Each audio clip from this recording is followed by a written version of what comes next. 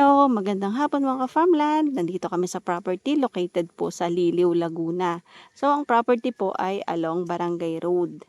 Yan, yung way na yan, pwede po yung pumunta ng Pila, Laguna. And ang way na ito, papunta naman po yan ng Liliw. So, madaming daan papunta dito sa area na ito mga ka-farmland. At ang kagandahan po, mahaba yung frontage niya po sa kalsada. Ito po ay 4,000 square meter mga ka-farmland na flat land at may mga puno po ng mga fruit bearing. Yan, mga fruiting na po yan, kagaya po ng rambutan at ng mga lansones. Ang ganda ng property kasi sakto lang siya. Kumbaga hindi siya ganun kalaki, hindi din po siya ganun kaliit. And ang location po is hindi po ito binabaha. So maganda po ang location ng Liliw, Laguna kasi ito po ay flood free. Ang Liliw po kasi ay medyo mataas. Yan po. Yan po yung road. Mag-start po doon sa may poste. Tuturo ko po sa inyo para makita nyo po yung haba. Yung frontage niya sa kalsada.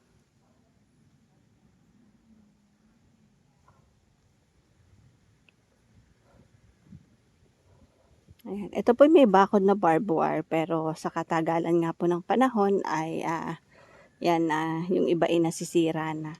Mukhang matagal na po itong pagkakabakod.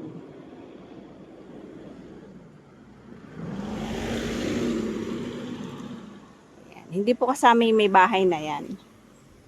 Hanggang dito lang po siya. Yan lang po hanggang dyan. Ang kagandahan dito mga farmland, may linya po ng tubig. Yan po. And ayan, ang source ng kuryente. Hanggang dito po yung property.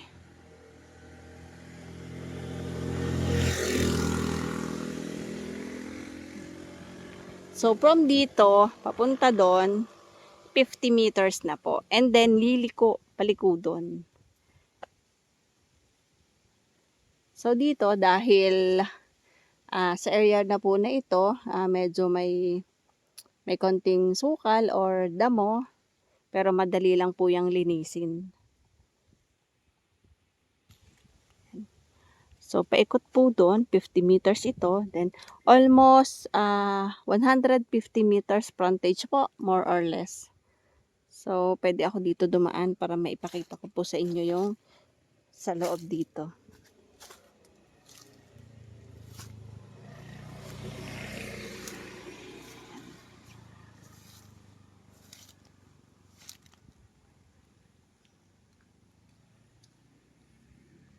Ito po yung boundaryhan ng property. Yan. Kasi, ito lang, ayan o. Ayan. Andyan. Papunta po doon. Rectangular shape po ang korte ng property. Dahan-dahan po tayo at medyo madamo. Baka may kaibigan tayo na maapakan dito. So, ayan po yung kalsada. Papunta po dyan.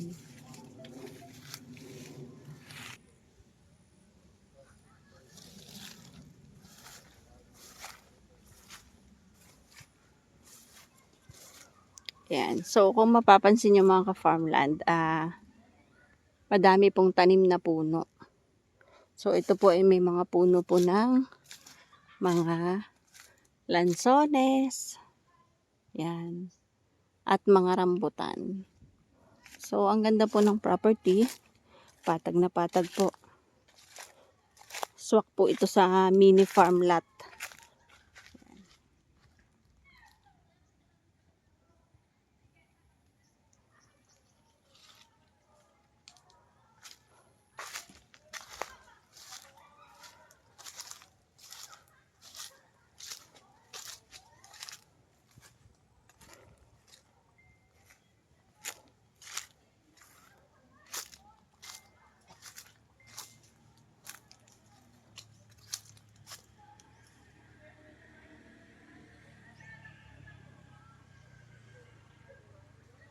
Ito po ay may mangilan-ngilan na puno ng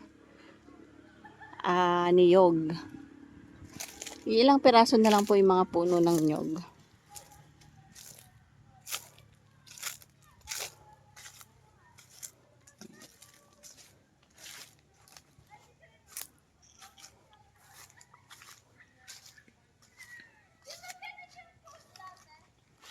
So, ayan, road yan, paikot, papunta po dito. Yan, papunta dyan. So, ayan yung road, paikot.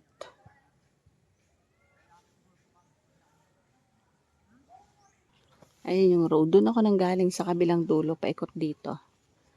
So, nandyan ako sa loob kanina ng property. At padiretso pa doon. So, ang boundaryhan doon is yung may bahay. Yan. Ito yung property. Yan po, may linya ng kuryente, may linya ng tubig, may signal ang internet at cellphone.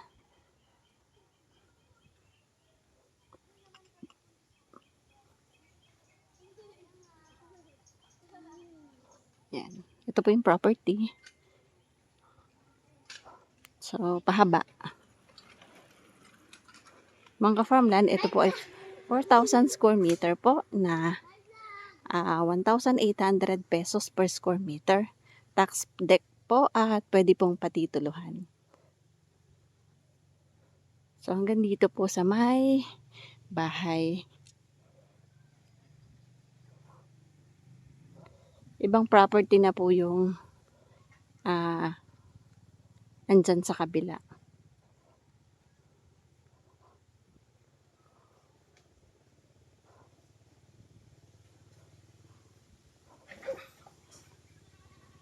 Ayan. Hanggang dito po. Andyan. Ibang property na po yan. Hanggang dito lang po yung property.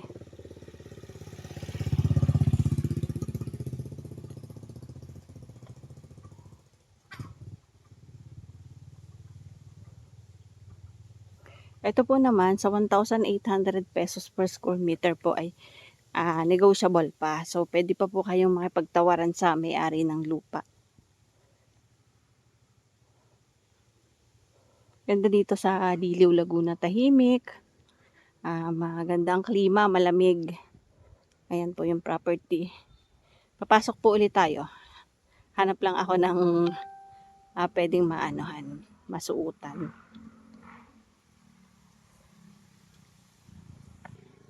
Ayan.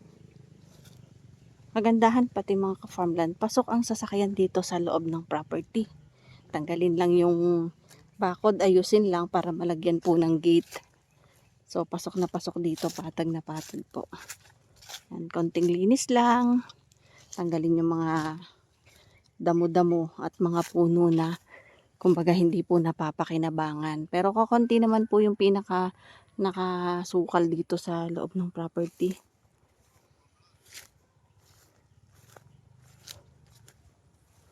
Mabuti po na tiyempohan namin, hindi na ulan ngayon. Kahapon po maulan.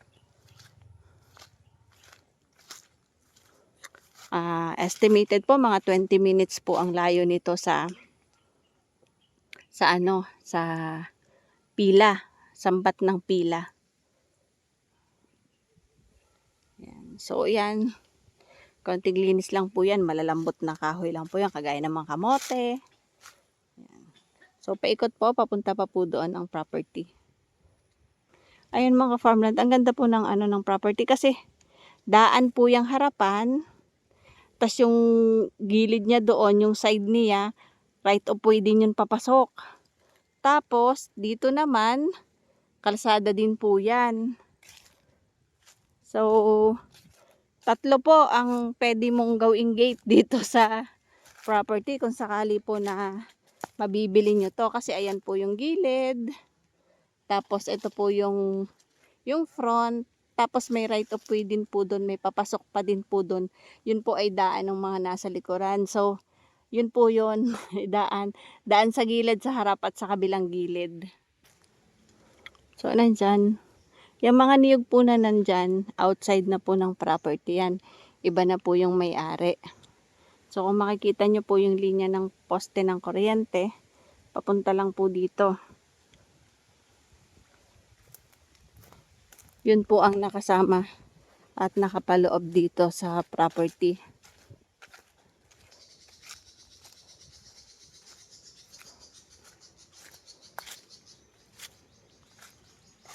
Yan. Yan po ay boundaryhan na.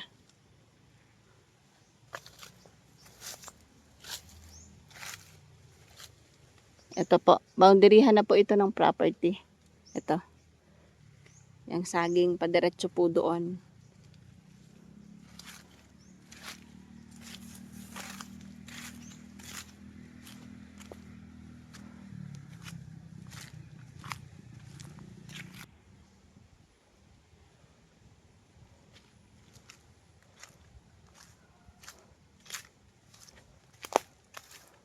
Yan. Yan, boundaryhan po. Property ay rectangle, patag na patag, along Barangay Road. May linya ng kuryente at linya ng tubig. So, ang kagandahan po, may signal ang internet at ang cellphone. Yan, yan ang kalsada.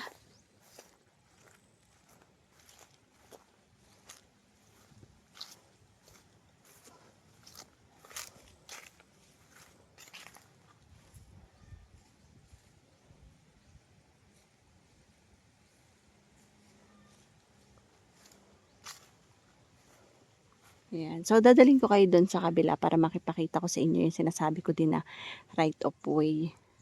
So, ibig sabihin po, nakulong. Yan po yung property. Nakulong po ng kalsada ang property. Ang kagandahan po, tabing-tabi nga po ng kalsada. Kaliwa kanan, harapan, kalsada. Ibihira po tayong makakita ng mga ganitong property. Kagandahan po pati dito sa location ng property, mga ka-farmland, hindi pa po crowded. So, limited lang po yung mga nakatira dito. Pwede po ditong mag-backyard, alaga ng mga manok, ng baboy. Hindi naman po yung ganong kadami. Yan o. Po yung kalsada. And ayan. And kasama pa po yan sa property.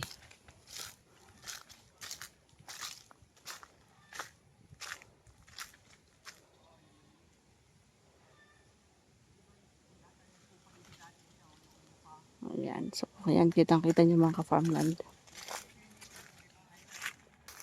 Ayan. Tingnan nyo po yung pinaka-right of way dito sa kabila.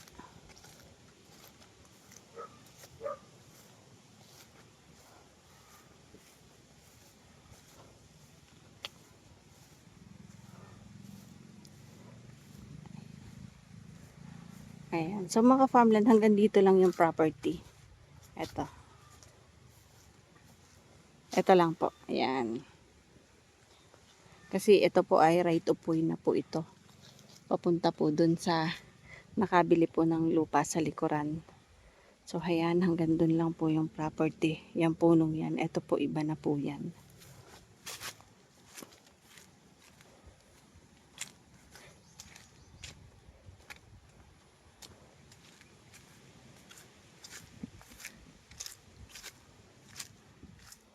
Ayan mga ka-farmland, hanggang dito po yung property. Ito. Yan, ito po. Outside na po yan.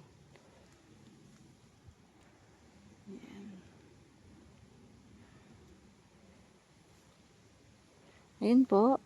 Road na po yon. And then ito po, right to po, papunta sa likod. So, pwede din po kayo mag-open dito ng gate. Kung gusto nyo dito po yung entrance nyo.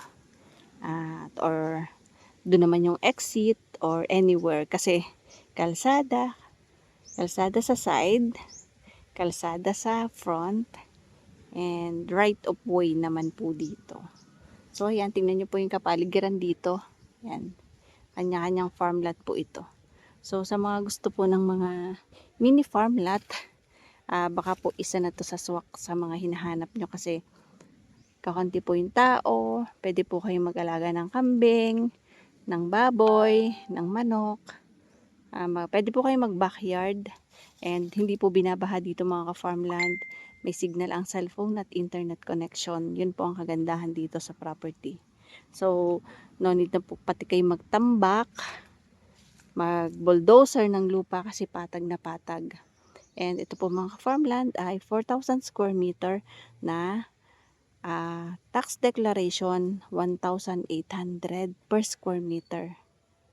So, para sa iba, sasabihin nila ang mahal. Although, mataas kung sa mataas po sir ang presyo, pero yun po kasi yung presyo ng may-ari ng lupa. And ang ganda naman po ng location. So dito po kasi sa Liliw, yung sa mga along Barangay Road, medyo matataas po talaga yung presyo niya. Kahit po tax deck, kaya naman po yung patituluhan.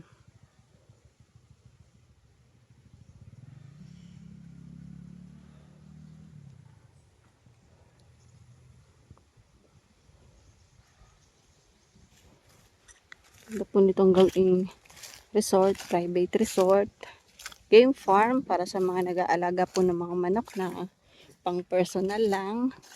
And then sa mga gustong mag-alaga ng baboy, manok, yun nga lang, hindi po ganun kadami. And sa mga gusto naman pong i-develop ito as private resort, pwedeng-pwede po. May isang area lang kayo dyan na lilinisin para gawing swimming pool. For imagination lang po, halimbawa dito sa area na to, kasi kokonti po ang mga prutas.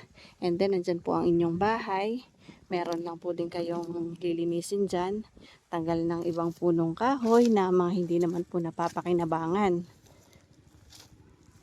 Para lang po ma-build ninyo yung mga gusto nyong itayo. Ang kagandahan po, hindi nyo na po kailangan magtanim ng mga fruit bearing tulad po ng lansones at ng rambutan. Kasi yan nga po, ang mga lansones at rambutan ay fruiting na. And meron pa nga pong mga niyog na matataas na. So mukhang pag ganyan nakatataas, kailangan nyo na pong palitan ng dwarf. Ayan. Ganda yung property. Willing to help naman pag po papatituluhan. Nagtataka din po kayo bakit tax declaration. Mga ka-farmland, karamihan po kasi ng property dito sa Liliw, Laguna ay mga tax deck. So kaya naman pong patituluhan, yun nga lang, intay po kayo ng tamang panahon talaga kasi hindi po may iwasan. Medyo may katagalan pero nangyayari naman po kasi may mga na-release na din po akong mga title. And yung iba ko pong naibenta dito is tax deck also po. Ayan, para po sa mga buyer na interested for viewing dito sa property na ito, message nyo lang po si Ka-Farmland TV at willing po kayong samahan. Yun nga lang po, pag po talagang napatapat na may naka-schedule din po na ibang transaction si Ka-Farmland TV ay may mga agent po naman ako na mababait na pwede pong mag-assist sa inyo.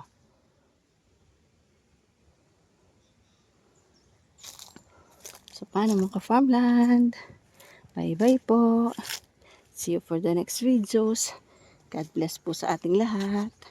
Maraming salamat po sa aking mga viewers, followers, and subscribers po. Thank you po sa suporta kay Ka-Farmland TV. Naway wag po kayong magsasawa na manood. Mag-like, comment, and share po sa mga post po ni Ka-Farmland TV. Marami pa po tayong pagsasamahan at marami pa po akong maipanood sa inyo ng mga properties. So paano mga Ka-Farmland? Bye bye!